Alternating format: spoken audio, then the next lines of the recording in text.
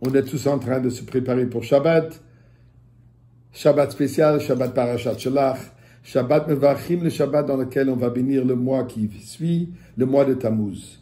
Comme on sait chez les Chassidim, le mois de Tammuz est appelé Chodesh HaGeula, le mois de la libération, dû au fait que c'est durant ce mois, le 3e jour de Tammuz et ensuite le 12e jour de Tammuz sont les dates dans lesquelles le rabbi précédent a été sauvé, libéré de la prison, de l'exil dans lequel il se trouvait.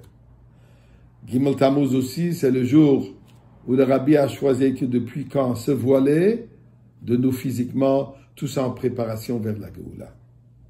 Alors, un petit pensée sur ce concept.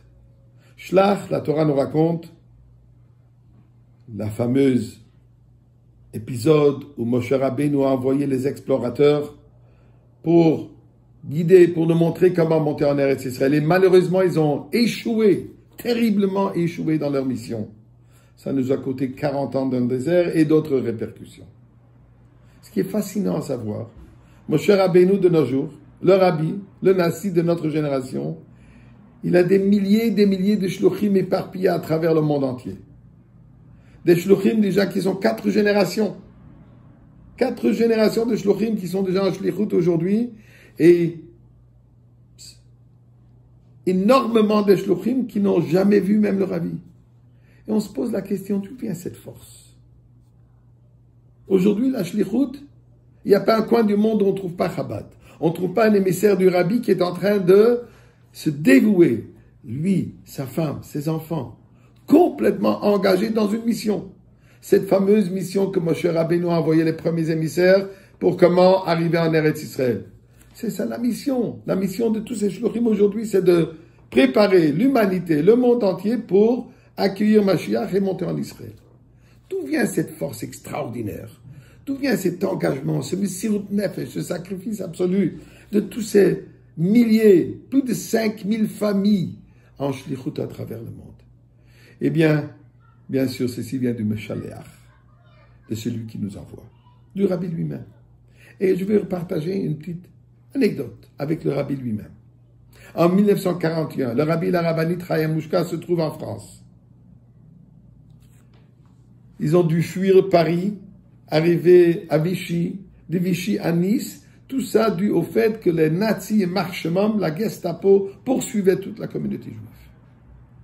Miraculeusement, le rabbi précédent a réussi à qu'il puisse envoyer au rabbi et à la rabbinite visa pour arriver en Amérique, ainsi que des billets pour monter sur un bateau pour quitter l'Europe, infestie par les nazis, et arriver à la terre sécuritaire des États-Unis à cette époque.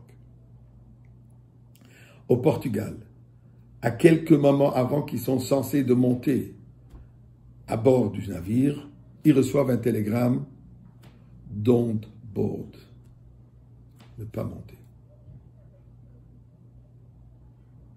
Aller chercher un autre navire est à cette époque presque impossible.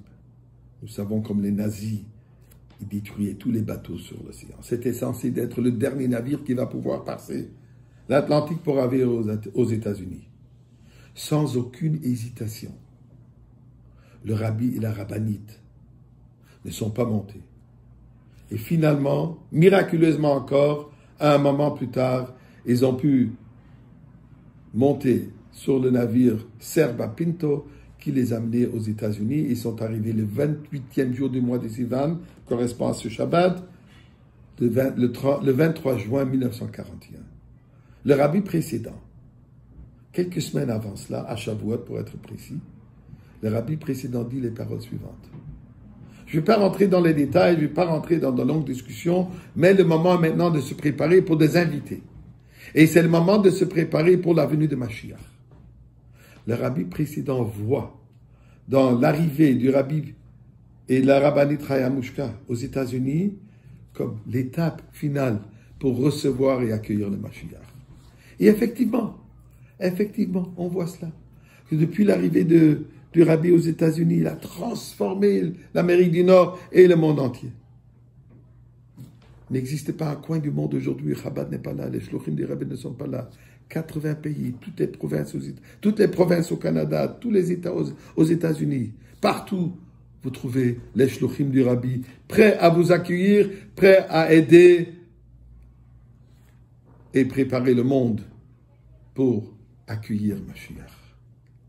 Cette force vient du Rabbi.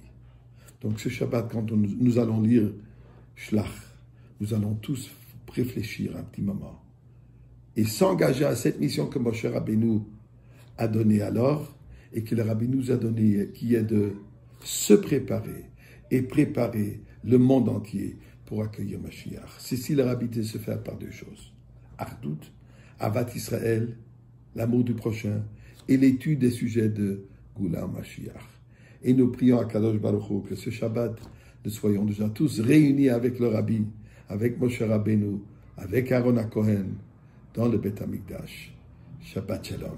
À Montréal, nous allumons les bougies à 8h28, à Yerushalayim, 7h07.